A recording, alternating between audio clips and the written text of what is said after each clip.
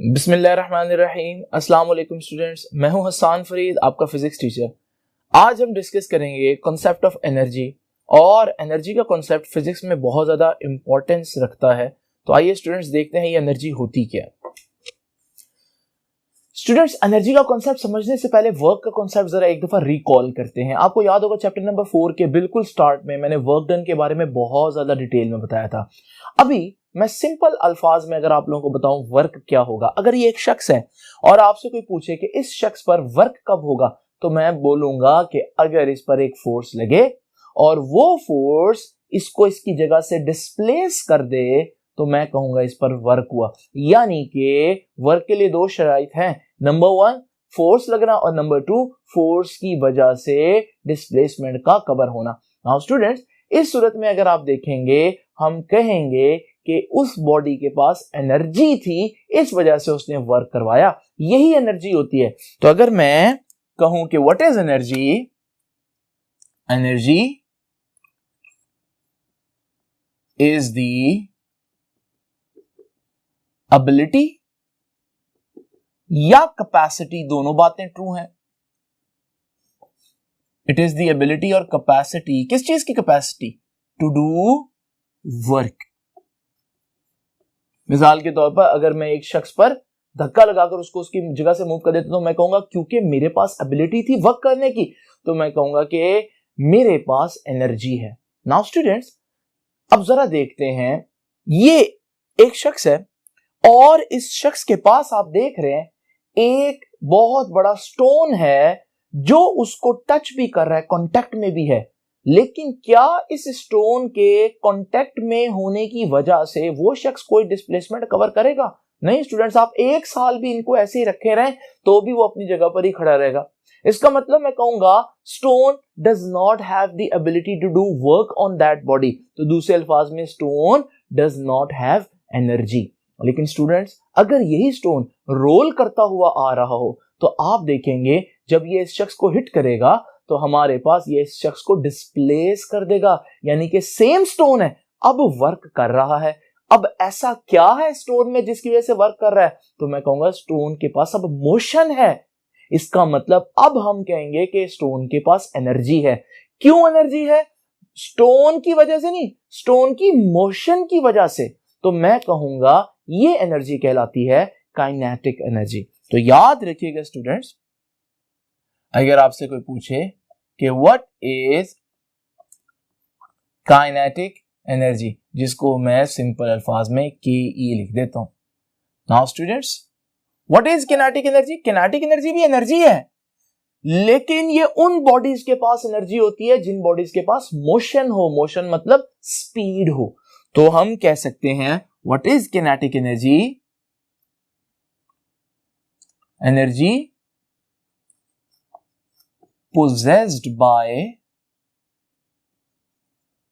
a body, किस वजह से? Due to its motion. Due to its motion, इसे हम बोलते हैं कि ये उस बॉडी की काइनेटिक एनर्जी है। स्टूडेंट्स, मैं किनेटिक एनर्जी का फॉर्मूला आपके सामने लिखने लगा हूं, और किनेटिक एनर्जी का फॉर्मूला है हाफ mv²। स्टूडेंट्स, दो बातें इसमें बहुत ध्यान से सुनने वाली हैं। नंबर 1, हमारे पास काइनेटिक एनर्जी जो है वो स्पीड के स्क्वायर के डायरेक्टली प्रोपोर्शनल है। यानी कि अगर मैं किसी चीज की स्पीड डबल कर दूं तो स्टूडेंट्स उसके पास जो एनर्जी स्टोर है वो डबल नहीं होगी, बल्कि अब वो 4 गुना ज्यादा एनर्जी रखेगा। और अगर मैं उसकी स्पीड 3 टाइम्स बढ़ाऊं तो उसकी किनेटिक एनर्जी 9 टाइम्स बढ़ जाएगी, क्योंकि स्क्वायर आ रहा है। ये पहली बात है। दूसरी बात स्टूडेंट्स, याद रखिएगा काइनेटिक एनर्जी, हर किस्म की एनर्जी स्केलर होती। अगर किनेटिक एनर्जी की टाइप है तो अगर एनर्जी स्केलर तो डेफिनेटली किनेटिक एनर्जी भी स्केलर है। लेकिन स्टूडेंट्स, ये है वेलोसिटी। अब बच्चे कंफ्यूज होते हैं कि sir velocity is a vector quantity और mass is a scalar quantity. जब आप वेक्टर को स्केलर से मल्टीप्लाई करते हैं तो आंसर वेक्टर आता है, ये हम लोगों ने पढ़ा चैप्टर नंबर 2 में। लेकिन आप बोल रहे हैं कि काइनेटिक एनर्जी क्या है? स्केलर।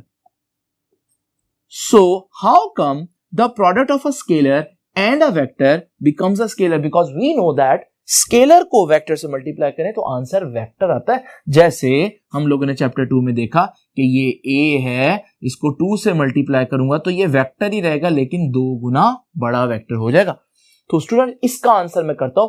एक्चुअली में ये फॉर्मूला इस तरह से नहीं है। ये फॉर्मूला अगर हम ज्यादा डिटेल में देखें तो ये फॉर्मूला बनता है kinetic energy is equal to half m, और ये वेलोसिटी और वेलोसिटी का डॉट प्रोडक्ट है स्टूडेंट्स। अब जरा देखें, आपको याद है दो चीजों का डॉट प्रोडक्ट क्या आता है? सेल्फ डॉट प्रोडक्ट, कि v को v से मल्टीप्लाई करना, डॉट, तो v डॉट v जो है वो v का स्केयर आ जाएगा, और डॉट प्रोडक्ट का आंसर स्केलर आता है। तो स्टूडेंट्स वेलोसिटी वेक्टर ही है, लेकिन यहां ये वेलोसिटी नहीं है, ये वेलोसिटी और वेलोसिटी का डॉट प्रोडक्ट है, और वेलोसिटी और वेलोसिटी का डॉट प्रोडक्ट जो है वो स्केलर ही होता है। तो इसका मतलब ये स्केलर है और ये भी स्केलर है, स्केलर इनटू स्केलर स्केलर, तो लॉजिक हमारे पास क्लियर हो गई। नाउ स्टूडेंट्स एक और इंपॉर्टेंट बात देखिए, किसी बॉडी के पास किनेटिक एनर्जी है या नहीं, इसके देखने के लिए आपको क्या चेक करना पड़ेगा कि उसके पास स्पीड है या नहीं। स्पीड है या नहीं ये देखने के लिए क्या आपको किसी किस्म के इंस्ट्रूमेंट की जरूरत है? हरगिज नहीं स्टूडेंट्स। स्पीड कितनी है ये देखने के लिए तो इंस्ट्रूमेंट चाहिए, लेकिन स्पीड है या नहीं ये देखने के लिए इंस्ट्रूमेंट नहीं चाहिए। अगर गाड़ी मेरे सामने खड़ी है और अपनी पोजीशन चेंज नहीं करी, मैं कहूंगा कि यहां पर स्पीड नहीं है, और अगर वो गाड़ी मुसलसल मेरे हिसाब से पोजीशन चेंज कर रही है तो मैं कहूंगा इसके पास स्पीड है, मोशन है, मतलब इसके पास काइनेटिक एनर्जी है। तो स्टूडेंट्स आपने देखा कि काइनेटिक एनर्जी किसी बॉडी के पास है या नहीं, ये जज करना काफी आसान है। मैं कह देता हूं एक बात कि kinetic energy is very visible. इसका मतलब वो विजिबल नहीं है, काइनेटिक एनर्जी नहीं दिखेगी, ऑब्जेक्ट ही दिखेगा, लेकिन किसी ऑब्जेक्ट के पास काइनेटिक एनर्जी है या नहीं इसका पता लगाना बहुत आसान है, बहुत नुमाया है। ये बात अगर मूव कर रहा है तो पता चल जाएगा कि काइनेटिक एनर्जी है या नहीं। लेकिन मैं बार बार इस बात पर क्यों इतना ज्यादा स्ट्रेस दे रहा हूं? क्योंकि अभी मैं आपको बताने लगा हूं एनर्जी की दूसरी टाइप। स्टूडेंट्स आइए जरा दोबारा से उसी एग्जाम्पल की तरफ लौटते हैं जो मैंने आपको आज के लेक्चर के स्टार्ट में दी, कि ये एक पत्थर है और ये शख्स के पास पड़ा हुआ है और ये इसके साथ कांटेक्ट में है, उसको टच भी कर रहा है। क्या ये एनर्जी रखता है? आपके पास क्या तरीका है एनर्जी को देखने के लिए? आप देखेंगे क्या वो वर्क कर रहा है? आप कहेंगे नहीं सर ये वर्क तो नहीं कर रहा, और आप कहेंगे सर इसके पास कोई एनर्जी नहीं है। मैं कहता हूं अच्छा जरा अब गौर से देखो, ये स्प्रिंग आपको दिखा, ये पहले मैंने आपसे छुपाया हुआ था। अब मैं आपसे पूछता हूं कि बताएं इसके पास एनर्जी है या नहीं? आप कहेंगे सर इसके पास एनर्जी है, अगर आप इस पत्थर को छोड़ें तो फिर ये डिस्प्लेस कर सकता है। यानी कि दूसरे अल्फाज में आप कहेंगे इस बॉडी के पास वर्क करने की अभी एबिलिटी तो नहीं है, लेकिन इसका पोटेंशियल है कि ये फ्यूचर में वर्क कर दे। अगर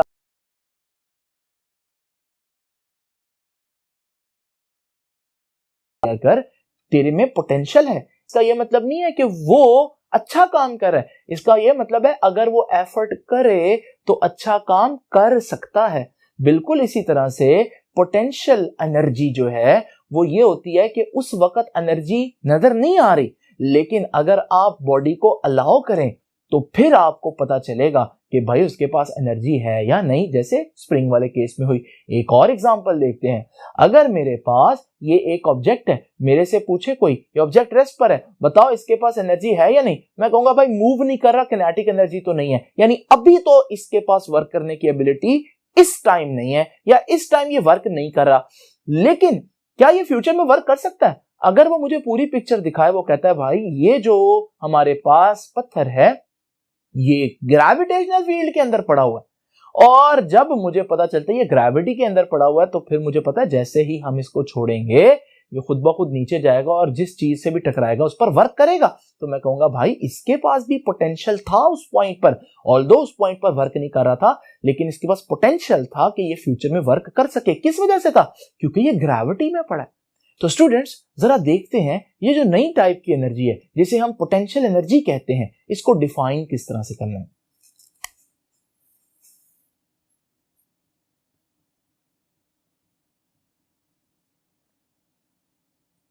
नाउ स्टूडेंट्स, पोटेंशियल एनर्जी आपने देखा दो वजह से है।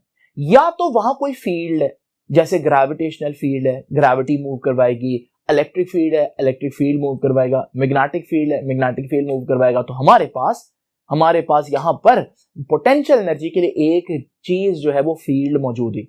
दूसरी चीज क्या हुई, या तो आप देख रहे हैं एक स्प्रिंग है और स्प्रिंग को हमने दबा कर रखा हुआ है, इसकी कंस्ट्रेंड स्टेट है, और जैसे ही आप इसको रिलीज करेंगे वो फौरन ही वही एनर्जी जो स्टोर किए हुए वापस देगा। इसका मतलब पोटेंशियल एनर्जी क्या होती है, ये वो एनर्जी है, energy possessed by a body, किस वजह से, दो वजह से, due to a force field, या तो वहां कोई फील्ड है जैसे ग्रेविटेशनल फील्ड है, इलेक्ट्रिक फील्ड है, और due to its constrained state, या फिर उसकी कॉन्स्ट्रेन्ड स्टेट की वजह से, जैसे स्प्रिंग कंप्रेस हुआ है, इस वजह से जो एनर्जी स्टोर होगी उसे हम बोलेंगे potential energy. Now students, potential energy की कई टाइप्स हैं, क्योंकि फील्ड्स की कई टाइप्स हैं। तो ये देखिए हमारे पास पहली है gravitational potential energy. Definitely gravitational potential energy body में कहां पर होगी, जब बॉडी ग्रेविटी के अंदर होगी। मिसाल के तौर पर अगर मेरे पास ये एक ऑब्जेक्ट है और मैं इसको जमीन से ऊपर ले जाता हूं और जैसे मैं इसको छोड़ूंगा ये खुद ब खुद वापस आएगा, तो मैं कहूंगा इसके पास कौन सी एनर्जी स्टोर हो गई थी ऊपर लेकर जाने के बाद, ग्रेविटेशनल पोटेंशियल एनर्जी। वैसे तो पोटेंशियल एनर्जी है लेकिन क्योंकि ग्रेविटी के अंदर है तो इसे बोलेंगे ग्रेविटेशनल पोटेंशियल एनर्जी। तो what is gravitational potential energy? Energy stored in A body due to its height or change in its height। कहां पर? in gravitational field। याद रखिएगा स्टूडेंट्स, पोटेंशियल एनर्जी जो है उसका फॉर्मूला है, ग्रेविटेशनल पोटेंशियल एनर्जी का फॉर्मूला है mgh। ये है हमारे पास ग्रेविटेशनल पोटेंशियल एनर्जी का फॉर्मूला। इसका मतलब क्या है, यहां पर भी देखिए कि जितनी हाइट ज्यादा होगी उतनी ग्रेविटेशनल पोटेंशियल एनर्जी ज्यादा होगी। आपको कैसे पता चलेगा? सिंपल एक्सपेरिमेंट कर सकते हैं, थोड़ा सा रिस्की एक्सपेरिमेंट है। जरा देखिए स्टूडेंट्स, एक पत्थर को आप 1 मीटर हाइट से अपने पांव पर गिराएं, वो आपको हार्डली ही थोड़ी सी तकलीफ देगा, लेकिन अगर वही पत्थर जो है 10 मीटर हाइट से आ रहा हो और वो आपके पांव पर गिरे तो वो बहुत ज्यादा डैमेज करेगा। ज्यादा डैमेज तो तभी कर सकते हैं ना जब उसके पास ज्यादा एनर्जी स्टोर है। इसका मतलब जितनी ज्यादा हाइट उतनी ज्यादा ग्रेविटेशनल पोटेंशियल एनर्जी। एक और चीज भी देख रहे हैं, आप देख रहे हैं जी की वैल्यू, जितना जी की वैल्यू स्ट्रांग होगी वहां पर हमारे पास पोटेंशियल एनर्जी भी उतनी ज्यादा स्टोर होगी। मिसाल के तौर पर अगर मेरे पास एक पत्थर जो है वो जमीन पर आप पर गिरे, वो ज्यादा हर्ट करेगा, लेकिन उतनी हाइट पर अगर आप चांद पर एक पत्थर अपने ऊपर गिराएं तो वो पत्थर बड़े आराम से आपको आकर हिट करेगा, क्योंकि वहां पर जी की वैल्यू यानी कि जो फील्ड की स्ट्रेंथ है वो बहुत वीक है, यानी कि gravitation field is not that strong as compare to अर्थ।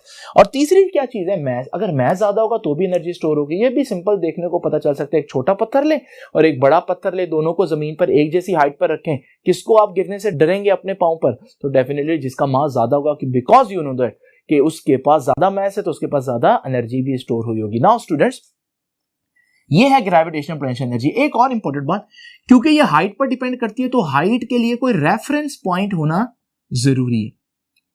अब रेफरेंस पॉइंट जहां से आप मेजर करें डिस्टेंस, ये दो रेफरेंस पॉइंट हो सकते हैं। ये reference point usually surface of earth होता है। आप सारी हाइट्स कहां से मेजर करेंगे? ग्राउंड की सरफेस से। जैसे कि मैं देखना चाहता हूं इसके पास कितनी पोटेंशियल एनर्जी है, तो मैं हाइट देखूंगा, और हाइट कहां से देखूंगा? जमीन से देखूंगा। नाउ स्टूडेंट्स, एक और बात, समटाइम हमारा reference point surface of earth नहीं होता, बल्कि हमारा रेफरेंस पॉइंट इंफिनिटी होता है। स्टूडेंट्स, मैं इसको यहां पर आपके सामने अभी डिटेल में डिस्कस नहीं करूंगा। अगर आप ये कॉन्सेप्ट समझना चाहते हैं तो आप लोगों को मेरा lecture absolute gravitational potential energy को बड़े ही ध्यान से सुनना होगा, इसी चैप्टर का लेक्चर है। नाउ स्टूडेंट्स, ये हो गई ग्रेविटेशनल पोटेंशियल एनर्जी। उसके बाद एक और पोटेंशियल एनर्जी का जिक्र मैं करना चाहूंगा आपके सामने, electric potential energy. Electric potential energy क्या है जरा देखते हैं स्टूडेंट्स। जस्ट इमेजिन करें हमारे पास ये दो पॉजिटिव चार्जेस हैं, इनका अपना अपना एक फील्ड होता है, इसे बोलते हैं इलेक्ट्रिक फील्ड। अगर मैं दोनों को बहुत करीब लेकर आऊं, इतना करीब कि ये एक दूसरे के इलेक्ट्रिक फील्ड टच करें, तो ये एक दूसरे पर एक ऐसी फोर्स लगाएंगे, आप जानते हैं कि पॉजिटिव चार्जेस रिपेल करते हैं। तो जैसे ही मैं इनको छोड़ूंगा ये खुद ब खुद मूव करेंगे ऑपोजिट डायरेक्शन में, यानी कि वर्क हुआ। और ये वर्क क्यों हुआ? इलेक्ट्रिक फील्ड्स की वजह से। तो यहां पर मैं कहूंगा कि इलेक्ट्रिक पोटेंशियल एनर्जी की वजह फिर कौन हुआ? जैसे ग्रेविटेशनल पोटेंशियल एनर्जी की वजह ग्रेविटी हुई, इसी तरह से इलेक्ट्रिक पोटेंशियल एनर्जी की वजह इलेक्ट्रिक फील्ड हुई। और इलेक्ट्रिक पोटेंशियल एनर्जी किसमें स्टोर होती है? चार्जेस में, stored in electric charges. Now students, एक और एनर्जी जिसका जिक्र करना यहां जरूरी है, वो है हमारे पास elastic potential energy. Now what is elastic potential energy? यानी कि EPE, elastic potential energy. Now students, अगर हमारे पास कोई स्प्रिंग कंप्रेस या स्ट्रेच फॉर्म में हो और आप उसको छोड़ें, तो आपको मालूम है वो वर्क करने की एबिलिटी रखता है। इसे हम बोलते हैं कि इसके पास जो एनर्जी है ये कौन सी एनर्जी है? ये इलास्टिक पोटेंशियल एनर्जी है। तो this is the energy stored due to compressed or stretched state of a spring। अच्छा, इलास्टिक पोटेंशियल एनर्जी किस फील्ड की वजह से है? क्योंकि ग्रेविटेशनल पोटेंशियल एनर्जी बना रही है, electric potential energy electric field की वजह से है। तो जब मैं पूछता हूं इलास्टिक पोटेंशियल एनर्जी किस वजह से है, तो इलास्टिक पोटेंशियल एनर्जी बच्चे कहते हैं इलास्टिक फील्ड की वजह से। मैक्रो लेवल पर यह बात सही है, लेकिन स्टूडेंट्स अगर आप इस स्प्रिंग को बहुत ज्यादा जूम करके देखें तो आपको पता चलेगा इस स्प्रिंग के अंदर भी पॉजिटिव और नेगेटिव चार्जेस हैं, क्योंकि मेटल है। और चार्जेस के दरमियान कौन सा फील्ड होता है स्टूडेंट्स? इलेक्ट्रिक फील्ड होता है। तो जब आप इसको स्ट्रेच करते हैं तो बेसिकली आप उसके इलेक्ट्रिक फील्ड में पोजीशन चेंज कर रहे हैं, जिसकी वजह से इसमें वापस जाने की एक एबिलिटी जनरेट हो जाती है। तो एक्चुअली में अगर आप स्मॉल लेवल पर देखें तो इलास्टिक पोटेंशियल एनर्जी की वजह है कौन? तो वजह इलेक्ट्रिक फील्ड ही है। तो ये students elastic potential energy. Elastic potential energy आपको कहां नजर आएगी? इलास्टिक पोटेंशियल एनर्जी आपको स्प्रिंग्स में नजर आएगी। इसके अलावा इलास्टिक पोटेंशियल एनर्जी आपको कैटापुल्ट में नजर आएगी। कैटापुल्ट कहते हैं गुलेल को जिससे निशाना लेते हैं। तो इस तरह की चीजों में हमारे पास इलास्टिक पोटेंशियल एनर्जी होती है। नाउ स्टूडेंट्स, ये तो थोड़ा सा डिस्कस हमने कर लिया कि पोटेंशियल एनर्जी क्या होती है, किनेटिक एनर्जी क्या होती है और पोटेंशियल एनर्जी की टाइप्स क्या हैं। हमने स्टार्ट में डिस्कस किया कि एनर्जी वर्क करवा सकती है, लेकिन एनर्जी कितना वर्क करवा सकती है अब हम जरा ये देखेंगे। तो अब हम जरा देखते हैं कि ये वर्क एनर्जी प्रिंसिपल क्या है। स्टूडेंट्स आइए देखते हैं कि ये वर्क एनर्जी प्रिंसिपल क्या होता है। ये देखिए, मेरे पास एक बॉल है जिसका मैस है m और उसकी स्पीड है इनिशियल स्पीड vi। मैं उस पर फोर्स लगाऊंगा। इधर फोर्स का काम क्या होता है? हमने देखा फोर्स का काम होता है एक्सेलरेट करना, यानी कि स्पीड को चेंज करना। अगर बॉडी इधर जा रही थी और बॉडी की डायरेक्शन में फोर्स लगी, मोशन की डायरेक्शन में फोर्स लगी, तो फिर फोर्स क्या करेगी? स्पीड चेंज करेगी, लेकिन स्पीड बढ़ाएगी। तो vi से स्पीड बढ़कर vf हो गई। डिस्टेंस उसने d मूव किया। ये सारी बातें आप लोगों ने बुक की पैराग्राफ से लिखनी है। मैं सिर्फ डेरिवेशन आप लोगों के सामने देखता हूं। मैं कह सकता हूं न्यूटन की थर्ड इक्वेशन के accordingly 2as is equal to vf square minus vi square. ये न्यूटन की थर्ड इक्वेशन है जो मैंने आप लोगों के सामने लिखी है। एस क्या है यहाँ पे स्टूडेंट्स? एस डिस्टेंस है, और डिस्टेंस को मैंने आज सिंबल दिया हुआ डी का, तो मैं एस की जगह अगर लिख दूं कि 2AD is equal to VF square minus VI square, तो ये भी गलत नहीं होगा। नाउ स्टूडेंट्स, आपने थोड़ा सा इसको रीअरेंज करना है। आप D को एक तरफ रखें और 2A उधर जाकर डिवाइड हो जाएगा, क्योंकि यहां मल्टीप्लाई हो रहा है। तो स्टूडेंट्स, उधर हमारे पास VF square minus VI square रह जाएगा। मैं इसे इक्वेशन नंबर 1 कह देता हूं। नाउ स्टूडेंट्स, ये जो मेरे पास इक्वेशन आई है, इसको हम थोड़ी देर के लिए यहां रखते हैं। अब जरा देखते हैं एक और इंपॉर्टेंट बात। न्यूटन का सेकंड लॉ आपको याद होगा। According to Newton's second law, students, Newton का सेकंड लॉ क्या कहता है? न्यूटन का सेकंड लॉ कहता है F is equal to ma। इसे मैं कह देता हूं this is equation number 2। Now students, मैं क्या करूंगा? इक्वेशन 1 को इक्वेशन 2 से मल्टीप्लाई करूंगा। तो by multiplying equation 1 and equation 2, equation 1 और इक्वेशन 2 को आपस में मल्टीप्लाई करूंगा। जब हम इक्वेशंस को मल्टीप्लाई करते हैं स्टूडेंट्स, इक्वेशंस को मल्टीप्लाई करने का तरीका बड़ा सिंपल है। इक्वेशंस को मल्टीप्लाई करते हुए हम इक्वेशन की लेफ्ट हैंड साइड को लेफ्ट हैंड साइड से और दूसरी इक्वेशन की राइट हैंड साइड को पहली इक्वेशन की राइट हैंड साइड से मल्टीप्लाई करेंगे। तो ये देखिए, लेफ्ट हैंड साइड को लेफ्ट हैंड साइड से, तो F को D से मल्टीप्लाई करेंगे, राइट हैंड साइड को उसकी राइट हैंड साइड से, जो कि 1/2A into VF square minus VI square है। नाउ स्टूडेंट्स, जरा जल्दी से देखिए, कुछ कैंसिल हो रहा है, ए से कैंसिल हुआ। जरा इस पूरी ब्रैकेट को ओपन करते हैं। यहां रह जाएगा FD, ये M है, ये हाफ है, तो हाफ M इकट्ठा लिख देता हूं, अंदर रह जाएगा VF square minus VI square. Bracket open करूंगा, FD हाफ M पहले इससे मल्टीप्लाई होगा तो बन जाएगा हाफ M VF स्क्वायर, फिर माइनस आएगा, फिर हाफ M इससे मल्टीप्लाई हो जाएगा तो half M VI square. Students, F को छोड़ दें थोड़ी देर के लिए, हाफ M V स्क्वायर कुछ याद आता है आपको? हाफ M V स्क्वायर तो किनेटिक एनर्जी का फॉर्मूला था, हाफ M V स्क्वायर, और क्योंकि फाइनल वेलोसिटी है तो मैं इसे बोलूंगा ये किनेटिक एनर्जी का फॉर्मूला है, लेकिन ये फाइनल किनेटिक एनर्जी है। और ये भी हाफ M V स्क्वायर है, तो ये भी किनेटिक एनर्जी का फॉर्मूला है, लेकिन इनिशियल किनेटिक एनर्जी का, क्योंकि इनिशियल वेलोसिटी है। और स्टूडेंट्स, यहां देखें FD, स्टूडेंट्स याद आया FD क्या होता है? FD तो वर्क डन का फॉर्मूला है। इसका मतलब इस तरह हमारे पास वर्क आ जाएगा। इसको मैं आसान अल्फाज में लिखूं तो मैं लिखूंगा कि वर्क ने क्या किया है?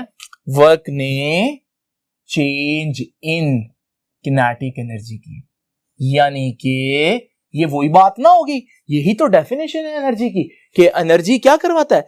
वर्क करवाता है। और दूसरे अल्फाज में ऑपोजिट में यहां देखें तो वर्क क्या करवा रहा है? एनर्जी में चेंज लेकर आ रहा है। तो इसका मतलब क्या हुआ स्टूडेंट्स, कि work done on a body is equal to change in its kinetic energy.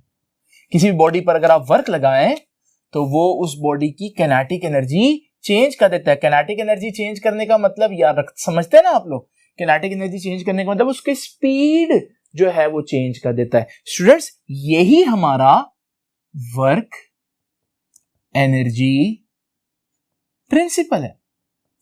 और स्टूडेंट्स, एक बात जो बच्चों को समझानी बहुत जरूरी है, वो ये है कि बच्चे समझते हैं कि वर्क का ताल्लुक फिर किनेटिक एनर्जी के साथ है। नहीं स्टूडेंट्स, अगर एक चीज रेस्ट पर है और आप उस पर फोर्स लगाएं तो आप उस पर वर्क करेंगे तो उसकी स्पीड बढ़ जाएगी। हम कहेंगे यहां पर स्पीड जो है, यहां पर आपका जो वर्क है उसने किनेटिक एनर्जी में चेंज लिया। लेकिन अगर ये एक स्प्रिंग है और आप इस पर फोर्स लगाएं और इस स्प्रिंग को कंप्रेस कर दें, अब आपका वर्क जो है वो बॉडी में पोटेंशियल एनर्जी चेंज कर रहा है। तो इस सूरत में वर्क डन जो है वो पोटेंशियल एनर्जी के चेंज के बराबर होगा। और अगर हमारे पास कोई और एग्जांपल हो जिसमें आपका वर्क कोई और एनर्जी जो है वो स्टोर कर रहा है, तो हम कहेंगे कि वर्क डन उस एनर्जी के चेंज के बराबर है। लेकिन ये जो एग्जांपल है ये सिर्फ आपको बताने के लिए है कि वर्क जो है वो एनर्जी में चेंज लाता है। अगर स्पीड चेंज हो रही तो किनेटिक एनर्जी में चेंज होगा, लेकिन अगर आप ग्रेविटी में कोई ऑब्जेक्ट ऊपर लेकर जा रहे हैं तो आपका वर्क जो है वो ग्रेविटेशनल पोटेंशियल एनर्जी चेंज करेगा। अगर आप स्प्रिंग दबाएंगे तो आपका वर्क जो है वो इलास्टिक पोटेंशियल एनर्जी भी चेंज करेगा। लेकिन बुक ने सिर्फ एक एग्जांपल आप लोगों के सामने दी है। स्टूडेंट्स, आई होप कि आपको वर्क और एनर्जी में बहुत ज्यादा डिफरेंस अब फील होगा कि नहीं, वर्क कुछ और चीज है और एनर्जी कुछ और चीज है। और किनेटिक और पोटेंशियल एनर्जी की जो आम डेफिनेशंस आप लोगों ने जो याद की होती है आमतौर पर, उनकी बजाय अब ये कॉन्सेप्ट आपको ज्यादा हेल्पफुल होगा। तो स्टूडेंट्स, आपसे मुलाकात होगी नेक्स्ट लेक्चर में। तब तक के लिए अल्लाह हाफिज।